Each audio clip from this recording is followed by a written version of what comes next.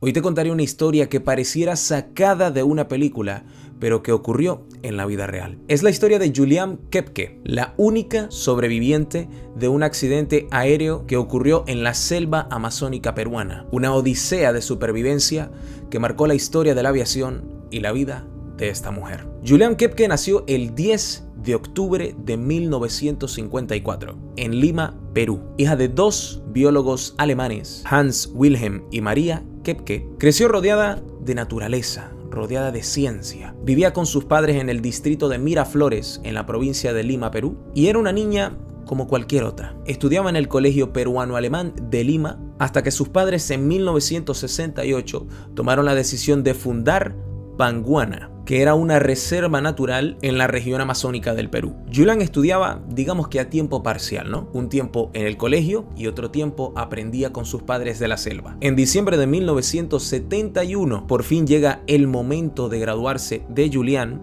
y decide viajar para Lima junto a su madre para asistir a la ceremonia de graduación. Lamentablemente su padre no pudo asistir con ellas, ya que por compromisos laborales se tenía que quedar en Pucallpa y tuvo que perderse la ceremonia de graduación de su hija. Una vez celebrada la ceremonia de graduación, tanto Julian como su madre se preparan para viajar destino a Pucallpa el 24 de diciembre por la mañana. El aeropuerto se encontraba repleto de personas que querían viajar para pasar las navidades con sus seres queridos. Pero por problemas técnicos, LANSA, que es una aerolínea peruana, solo tenía un vuelo disponible, el vuelo de Julian, al que todos aquellos que no podían volar llamaron los 92 afortunados que viajarían a casa para Navidad.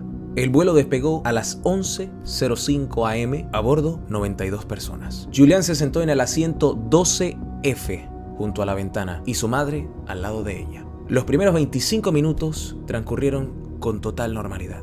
Se sirvió cena. Los pasajeros se relajaban mientras el avión ascendía. Sin embargo, al entrar a la zona amazónica, el clima comenzó a cambiar. Empeoró drásticamente. El avión se adentró a una tormenta eléctrica. Comenzaron a haber destellos por todas partes, uno tras otro, uno tras otro. Turbulencias sacudían al avión, hasta que un destello pasó cerca de la ventana de Julian y cuando ella decidió ver qué había pasado, un rayo cayó sobre uno de los motores del avión. En cuestión de segundos el avión se desintegró y comenzó a caer en picado desde una altura de 3.200 metros. El estado de shock era tan grande que Julian solo recuerda segundos de la caída y después quedó inconsciente. Ella misma cuenta que mientras estaba inconsciente tuvo dos sueños. Uno en el que ella estaba volando en una zona completamente oscura y que chocaba una y otra vez contra cosas que ella no podía ver. Y otro en el que ella describe que sentía una obsesión por lavarse, por bañarse. Dice ella con palabras textuales que se sentía sucia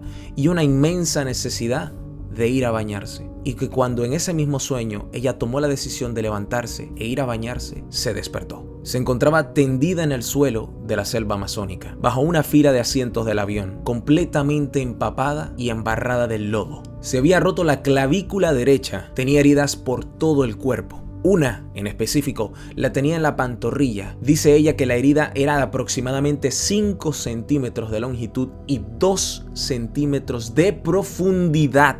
Sus ojos estaban completamente hinchados por la contusión, a tal punto que del ojo izquierdo no podía ver absolutamente nada y del ojo derecho solo podía ver un poquito. A su alrededor no había señales ni del avión ni de su madre. En ese momento Julian entendió que estaba sola. Con dificultad, después de varias horas, logró levantarse y empezó a buscar a su madre a gatas. Caminó por la zona llamándola, pero no obtuvo ninguna respuesta. Sabía que para sobrevivir tenía que mantener la calma. Recordando las enseñanzas de sus padres, decidió seguir un arroyo que estaba cerca, confiando en que eventualmente llegaría a un río y después a la civilización. Durante su camino se encontró restos del avión y una fila de asientos incrustada en el suelo a 1 metro de profundidad, con los cuerpos de 3 mujeres. Julian buscó entre los cadáveres, temiendo que uno de esos cadáveres fuera el de su madre. Tomó una rama que tenía cerca y volteó los pies de uno de los cuerpos para ver si podía identificar el de su madre,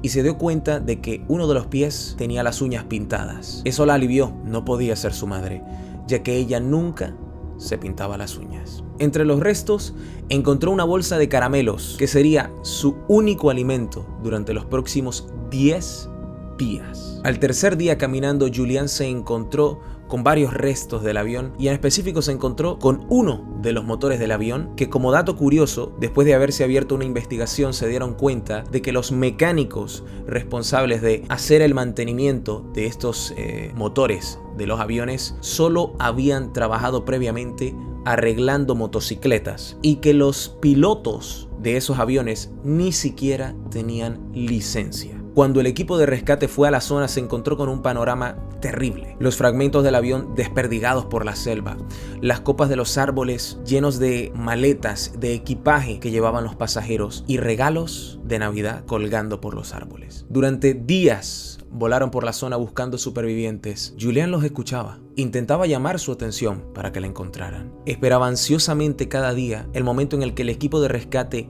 volaba por la zona para ver si por fin llegaría el momento en que sería rescatada. Hasta que un día, simplemente, dejaron de hacerlo. Julian enfrentó innumerables peligros. Serpientes, plantas venenosas, cocodrilos e insectos. Ella se sentía bien dentro de lo que cabe. Lo único que le preocupaba era una herida que tenía en el brazo derecho, en la que las moscas pusieron sus huevos y posteriormente salieron gusanos. Gusanos que se comían entre ellos dentro de la herida del brazo de Julian. Eran gusanos que llegaban hasta 1 centímetro de longitud y si ella simplemente movía su brazo un poco, era capaz de verlos moverse. Eso era lo que la tenía preocupada de verdad. La posibilidad de que estos gusanos envenenaran la sangre y la posibilidad de perder su brazo. Cada día que pasaba sentía que su final estaba más cerca. En ocasiones entraba en una especie de trance y se dejaba llevar por las aguas del río, a la deriva, sin pensar en nada.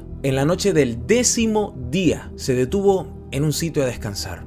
No miraba nada a su alrededor, estaba semidormida y además estaba oscuro. Pero de pronto recuperó el sentido y vio un bote delante de ella. Al principio pensó que estaba loca, que estaba alucinando, que el bote no era real. Se acercó lentamente y lo tocó. En ese momento Julian se emocionó porque el bote era real.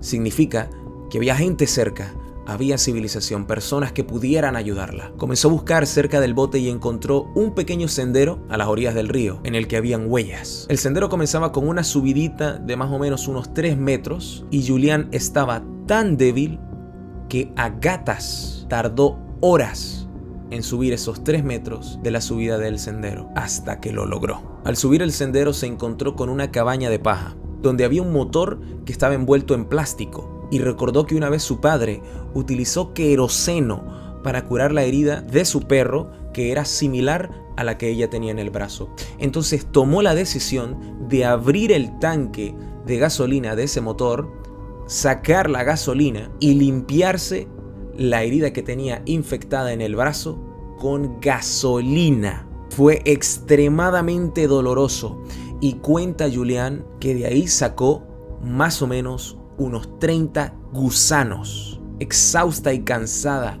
después de haberse limpiado la herida, de haberse quitado esos gusanos del brazo, decide descansar en esa cabañita que había encontrado y pasar la noche ahí. Estaba semi-inconsciente. Ya se pueden imaginar el estado en el que se encontraba Julian. Pero la mañana siguiente escuchó unas voces. 3 leñadores que trabajaban en la zona la encontraron y evidentemente decidieron ayudarla. Les tomó 11 horas llevarla desde la cabaña hasta la aldea más cercana. Los ojos de Julian estaban completamente inyectados en sangre por la contusión de la caída y dicen que las personas de la aldea, al verla por primera vez, corrían y huían desfavorecidas porque pensaban que se habían encontrado a un demonio de la selva.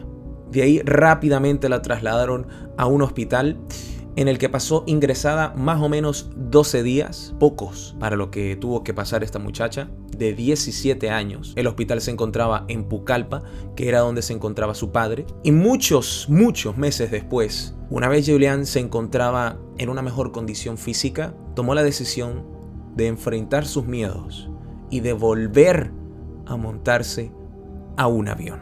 Fue la única superviviente de la catástrofe y se hizo un monumento en Pucallpa en memoria de los 91 fallecidos del accidente. Actualmente Julian tiene 70 años vive en Alemania y decidió seguir los pasos de sus padres. Estudió biología también y zoología. Decidió especializarse en el estudio de los murciélagos. Y muchos años después, decidió fundar la Fundación Panguana, que es una fundación que se dedica al estudio de la selva amazónica. Recientemente, en 2021, Julian fue condecorada con la Cruz de la Orden del Mérito de la República Federal de Alemania por sus contribuciones a la ciencia. La historia de Julian es un recordatorio de la increíble resiliencia humana y la conexión con la naturaleza. Su legado sigue vivo en Panguana, una prueba de que incluso en la adversidad más oscura, el conocimiento y la valentía pueden prevalecer. Yo soy Azael y espero que te haya gustado este video. No te olvides de darle like, suscribirte y comentar qué te pareció la historia de Julian Koepke, una historia que a mi parecer es fascinante. Muchas gracias por acompañarme y nos vemos en el próximo video.